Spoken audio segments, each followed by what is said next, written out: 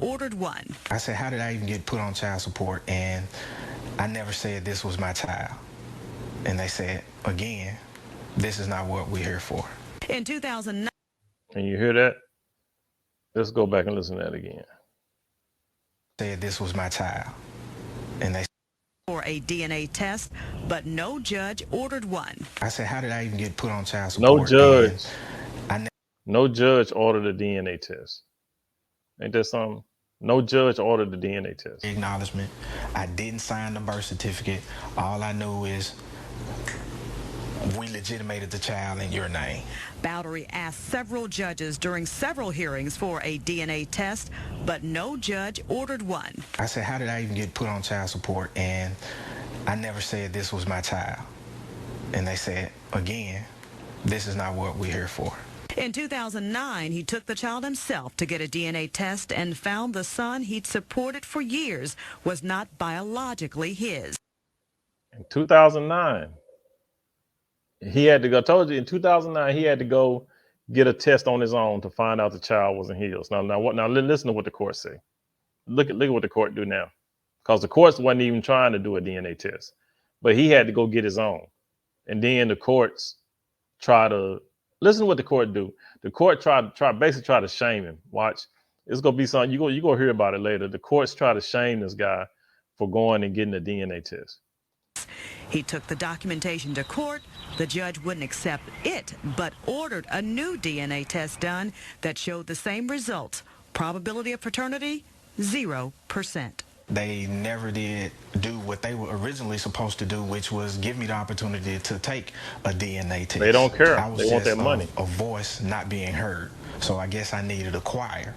Juvenile Court Magistrate Nancy Kessler agreed in October to allow Bowery to disestablish paternity, but only after, he says, she admonished him for taking it this far. See, they shame him. That, well, I find it very distasteful that you're bastardizing a child. The judge stopped the child support. You hear that? You hear that? They made it seem like it's his fault that he's bastardizing the child. Right? The child ain't even his. Never was. But they're gonna, put it on him or try to shame him. You know what I mean? Saying, well, how dare you, bastardize this child? And the child ain't even here. Imagine that. Imagine you prove, it's like the courts was mad because he went and got a DNA test and it proved that he wasn't the father. So now the courts are saying, how dare you bastardize this child? Why not just say you the father and pay the money? That's basically what they're saying. They rather you pay than prove that you're not the father. Some bull. It's straight bull. All right, let's keep it moving. But yeah, this is some straight bull. Imagine that. Going forward, but Bowery still has to pay $460 a month to the mother in back pay. He doesn't believe he should have to pay anything. Whoa. So now that he's proven that he's not the father, he still has to pay money in back child support. Y'all, this doesn't make any sense at all. It's like I said, these courts are not for you. They don't care. They do not care. Listen to this. He proved that he wasn't the father, but now he has to still pay child support. I find it very distasteful back child support. You're bastardizing a child. The judge stopped the child support going forward, but Bowery still has to pay $460 a month to the mother in back pay. He doesn't believe he should have to pay anything. In fact, he believes someone $460 a month in back child support for a child that he's proven is not his. And then when the court did a DNA test, the court saw that the child ain't his.